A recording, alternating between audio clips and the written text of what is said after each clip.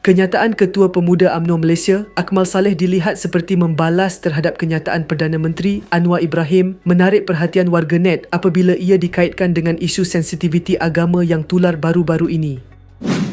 Dalam satu hantaran, Perdana Menteri menulis, melalak tiada tindakan tidak menjadikannya benar. Negara ini ditadbir oleh undang-undang, bukan emosi dan spekulasi di ruangan komen. Selamat berbuka semua. Walaupun kenyataan itu tidak merujuk kepada sebarang isu tertentu, beberapa pengguna media sosial menganggapnya berkaitan dengan dakwaan bahawa kerajaan gagal mengambil tindakan terhadap insiden Al-Quran yang dipijak dan tersebar di media sosial sebelum ini.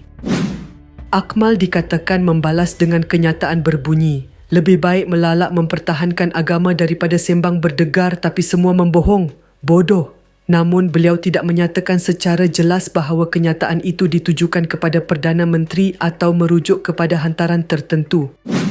Perkembangan ini mencetuskan pelbagai reaksi di kalangan pengguna media sosial dengan ada yang menyokong pendirian mempertahankan agama, sementara yang lain menegaskan agar isu ini diserahkan kepada proses siasatan dan tindakan mengikut perundangan. Setakat ini, tiada penjelasan lanjut diberikan oleh kedua-dua pihak berkenaan hubungan antara kedua-dua hantaran tersebut.